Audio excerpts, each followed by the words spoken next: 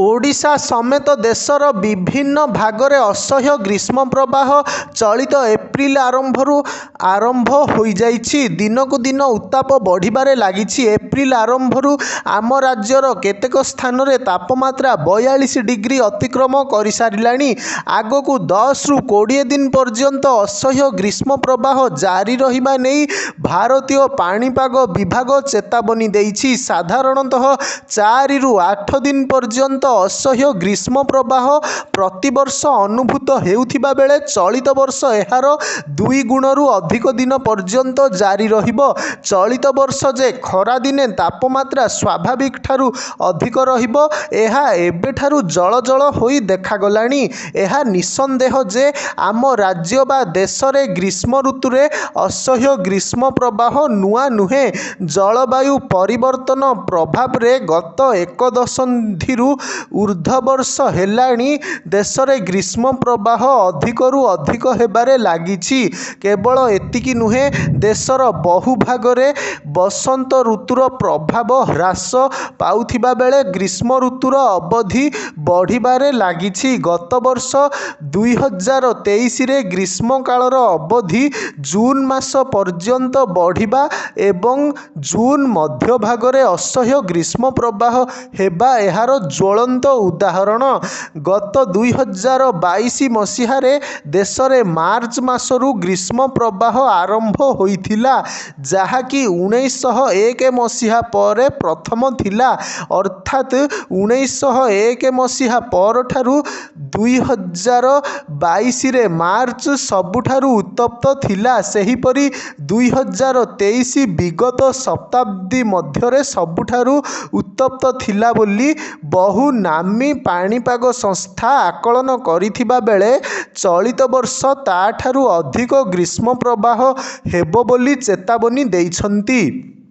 चलित वर्ष मार्च मास देशर केतेक भागरे स्वाभाविक ठारू दिनर तापमात्रा अधिक रहिथिबा अनुभूत होइछि। चलित वर्ष ओडिशा समेत गुजरात, कर्नाटक, राजस्थान, मध्य प्रदेश, छत्तीसगढ़, आंध्र प्रदेश एवं महाराष्ट्रर बहु भाग असह्य ग्रीष्म प्रवाह द्वारा प्रभावित हेबा नेई आईएमडी चेतावनी देइछि।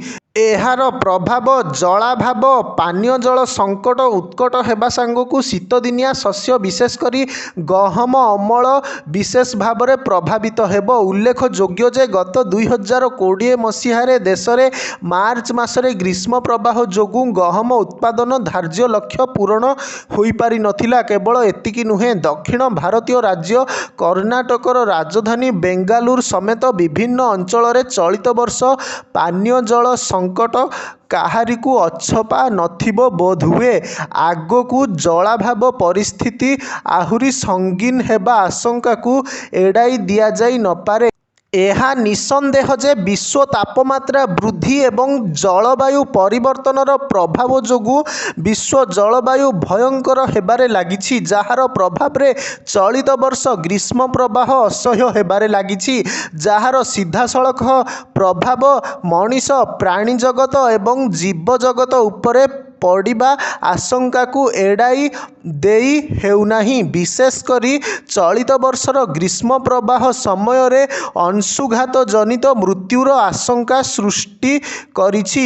1998 मसीहारे आम राज्य रे 3000 रु अधिक लोकंकर अंशुघात रे मृत्यु घटिथिला। सेहीपरि गत 2 दशंधि मध्यरे देश रे 10,000 रु अधिक लोकंक अंशुघात जनित मृत्यु होइथिबा सरकारी रिपोर्ट कहे। चलित वर्ष अंशुघात जनित मृत्युर जेपरी पुनरावृत्ति न घटे सेथिप्रति सतर्कता अवलंबन जरूरी होई पड़िछि। कहिबा बाहुल्य जे चलित वर्ष देश रे 7टी पर्याय रे साधारण निर्वाचन एप्रिल रु जून मास मध्यरे हेउछि। निदाघ खरारे निर्वाचन प्रचार, सभा समिति, शोभायात्रा अंशुघात जनित मृत्युर भय सृष्टि करिबा स्वाभाविक।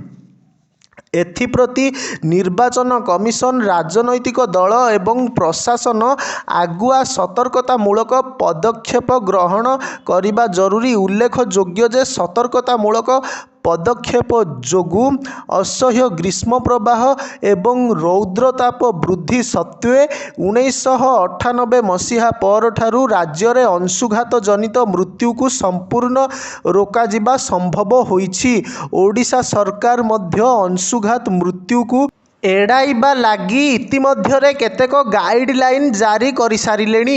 ଦିନ 11ଟାରୁ ଅପରାହ୍ନ 3ଟା ପର୍ଯ୍ୟନ୍ତ ଶ୍ରମିକଙ୍କ କାମ ଉପରେ କଟକଣା ଜାରି କରାଯାଇଥିବା ବେଳେ ଜରୁରୀ ନଥିଲେ ଘରୁ ନ ବାହାରିବା ପାଇଁ ପରାମର୍ଶ ଦେଇଛନ୍ତି। ସେହିପରି ପାନୀୟ ଜଳ ଯୋଗାଣକୁ ସୁନିଶ୍ଚିତ କରିବା ପାଇଁ ନିର୍ଦ୍ଦେଶନାମା ଜାରି କରିଥିବା ବେଳେ ଆଶୁ ଚିକିତ୍ସା ପାଇଁ ହସ୍ପିଟାଲ ଗୁଡ଼ିକରେ ସ୍ୱତନ୍ତ୍ର ବ୍ୟବସ୍ଥା ଗ୍ରହଣ କରିଛନ୍ତି। କେବଳ ଓଡ଼ିଶା ନୁହେଁ, ଦେଶର ସମସ୍ତ ରାଜ୍ୟର ସରକାର ଆଗୁଆ ସତର୍କତାମୂଳକ ପଦକ୍ଷେପ ଗ୍ରହଣ କରିବା ଜରୁରୀ ହୋଇପଡ଼ିଛି।